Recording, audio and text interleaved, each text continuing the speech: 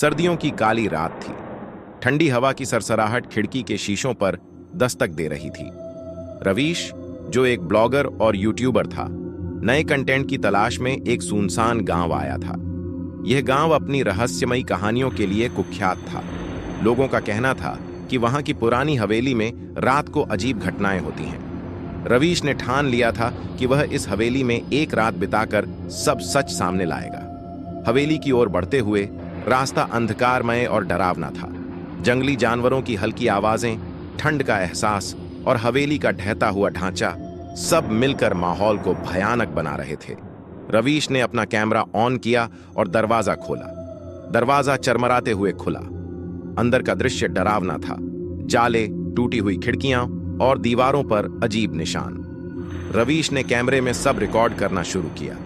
तभी एक ठंडी हवा का झोंका आया और पीछे से दरवाजा अपने आप बंद हो गया। रवीश ने महसूस किया कि कोई उसे देख रहा है।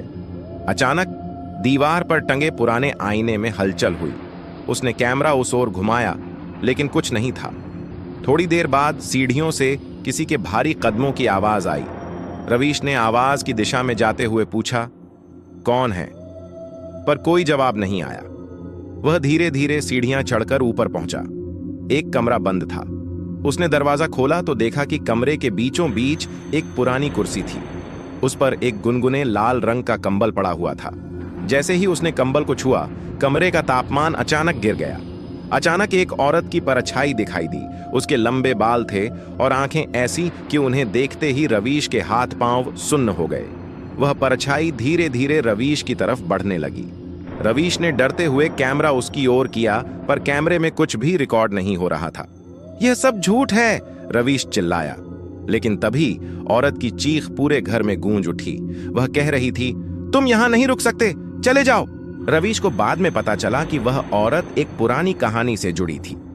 वह एक ऐसी दुल्हन थी जिसे शादी के दिन इसी हवेली में मार दिया गया था। उसकी आत्मा ठंड के दिनों में इस जगह घूमती थी। रवीश ने रात के आखिरी पल तक अपने डर से लड़ाई की। वह किसी तरह से वहां से भाग निकला। रवीश ने अपने चैनल पर वीडियो अपलोड किया, लेकिन उस रात की घटना ने उसे हमेशा के लिए बदल दिया। वीडियो को लाखों व्यूज मिले, लेकिन हर बार जब वह उस वीडियो को देखता, उसे लगता कि आईने के कोने में वही औरत अब भी उसे देख रही है। रवीश की हिम्मत जवाब दे रही थी, लेकिन उसके अंदर का जिज्ञासु मन उसे भागने नहीं दे रहा था। उसने सोचा कि शायद ये सब उसके दिमाग का खेल है। अपने डर को काबू में रखते हुए वह कैमरे के साथ हवेली के बाकी हिस्सों की पड़ताल करने लगा। हॉल के कोने में उसे एक पुराना संदूक मिला। संदूक पर काले रंग का एक अजीब निशान था, जो किसी प्राचीन भाषा का प्रतीक लग रहा था। उसने संदूक को खोलने की कोशिश की, लेकिन वह बेहद भारी था। तभी उसे लगा कि कोई उसके ठीक पीछे खड़ा है। उसने तेजी से मुड़कर देखा, लेकिन वहां कोई नहीं था। उसकी सांसें तेज हो गईं। उसने कैमरे में खुद को रिकॉर्ड करते हुए कहा, शायद ये हवेली सच में कुछ छुपा रही है, लेकिन मैं यहां से भागने वाला नहीं हूं। संदूक खोलने में नाकाम होने के बाद रवीश को फर्श पर हल्का सा दरार दिखा। वह झुका और गौर से देखने लगा। दरार के नीचे हल्की हल्की रोशनी झलक रही थी। उसे समझ में आया कि हवेली के नीचे शायद एक तहखाना है। वह रोशनी की तरफ जाने का रास्ता ढूंढने लगा। खोजते खोजते उसे सीढ़ियां मिलीं जो तहखाने की ओर जाती थीं। तहखाने में घुसते ही उसकी नाक में सड़े हुए मांस की गंध आई। दीवारों पर टंगी हुई लालटेनें धीमी लौ में जल रही थीं, जैसे कोई अभी अभी यहां से गया हो। तहखाने के बीचों बीच एक लकड़ी की मेज थी, जिस पर कुछ अजीब सी चीजें पड़ी थीं। एक पुरानी डायरी, खून के धब्बों से सना हुआ कपड़ा और वही काले निशान वाला एक छोटा आईना। रवीश ने डायरी उठाई। पहला पन्ना खोलते ही उसे एक अजीब सा झटका महसूस हुआ। डायरी के शब्द उसके दिमाग में गूंजने लगे। जिसने भी इसे पढ़ा, उसकी आत्मा अब इस हवेली की हो जाएगी। रवीश ने डायरी को घबराकर वापस रख दिया। तभी आईने में उसे अपने पीछे एक परछाई दिखी। इस बार वह औरत नहीं थी, यह एक आदमी था, जिसके चेहरे पर जला हुआ मांस था और आंखें सफेद थीं। उसने धीरे धीरे रवीश की तरफ इशारा किया और दरवाजे की ओर देखा। रवीश को समझ नहीं आ रहा था कि यह आदमी उसे बाहर जाने का संकेत दे रहा है या किसी और खौफनाक चीज की तरफ बुला रहा है। उसने हिम्मत करके पूछा, तुम कौन हो? मुझे यहां से जाने दो। आदमी ने कोई जवाब नहीं दिया। वह सिर्फ धीरे धीरे गायब हो गया। रवीश ने फैसला किया कि वह आईना और डायरी दोनों साथ लेकर जाएगा ताकि इनकी गुत्थी सुलझा सके। जैसे ही उसने तहखाने से बाहर निकलने की कोशिश की, दरवाजा अपने आप बंद हो गया। पूरे कमरे में चीखें गूंजने लगीं। अचानक दीवारों पर खून से लिखे हुए शब्द प्रकट हुए, तुमने इसे छुआ है, अब तुम हमारे हो। रवीश ने अपनी जान बचाने के लिए पूरी ताकत से दरवाजा तोड़ने की कोशिश की। उसने आखिरकार एक खिड़की से छलांग लगाई और किसी तरह बाहर भागने में सफल हुआ। हवेली से बाहर आने के बाद रवीश को लगा कि वह बच गया है, लेकिन जब उसने अपने कैमरे की फुटेज देखी तो उसमें हर जगह परछाइयां और चीखें साफ सुनाई दे रही थी। सबसे चौंकाने वाली बात यह थी कि आखिरी फ्रेम में उसकी पीठ पर वही काले निशान उभर रहे थे जो हवेली के संदूक और आईने पर थे।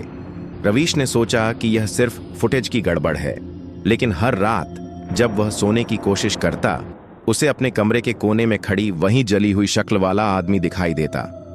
रवीश ने वीडियो को YouTube पर अपलोड कर दिया। वीडियो वायरल हो गया, लेकिन उसके बाद वह कहीं गायब हो गया। लोगों का कहना है कि वह आखिरी बार उसी हवेली के पास देखा गया था। अब हर साल की ठंडी रात में हवेली के पास से गुजरने वाले लोगों को उसकी आवाज सुनाई देती है। हवेली से बाहर आने के बाद भी रवीश चैन की नींद नहीं ले सका।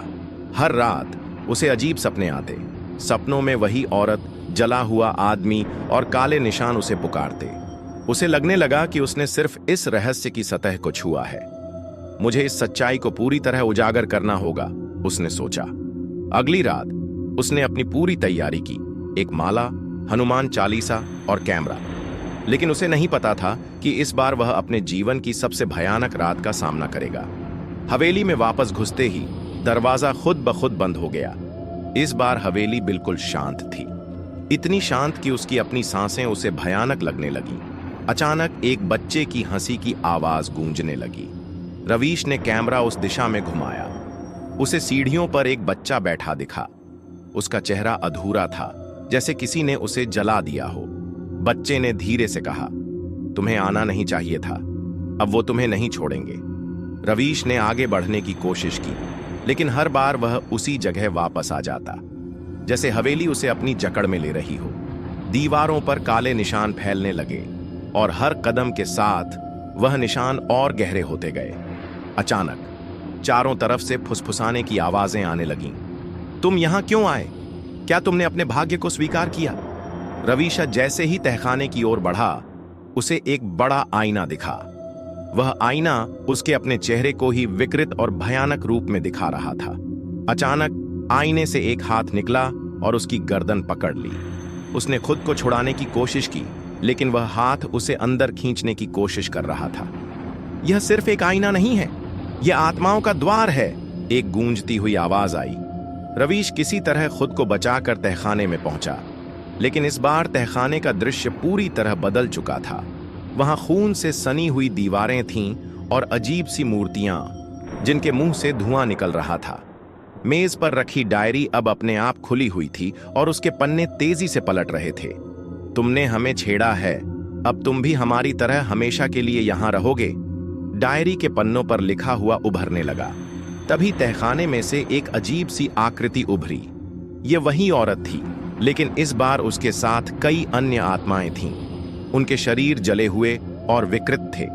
वे धीरे धीरे रवीश की ओर बढ़ने लगीं। तुमने हमारी चीजें ली हैं, अब तुम्हारी आत्मा हमारी चीज बनेगी, औरत की आवाज सुनाई दी।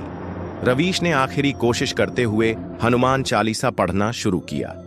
जैसे ही उसने यह किया, आत्माएं रुक गईं। हवेली में आग लगने लगी, हर चीज जलने लगी, लेकिन आत्माएं वहीं खड़ी थीं, मुस्कुराते हुए। यह तुम्हारा अंत नहीं है रवीश, यह सिर्फ एक नई शुरुआत है, औरत ने कहा। आग में घिरे हुए रवीश ने देखा कि उसका शरीर पिघल रहा है और उसकी आत्मा उस हवेली के एक कोने में बंधी हुई है। वीडियो कैमरा अगली सुबह गांव वालों ने हवेली के बाहर पाया।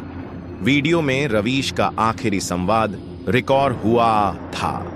अगर कोई यह देख रहा है तो कृपया यहां मत आना। मैं अब इस हवेली का हिस्सा हूं। ये जगह तुम्हें नहीं छोड़ेगी।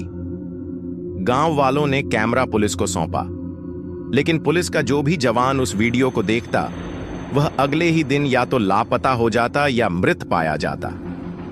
अब कहा जाता है कि ठंड की रात में उस हवेली से अजीब रोशनी और चीखें सुनाई देती हैं, लेकिन जो भी वहां जाता है वह कभी लौटकर नहीं आता।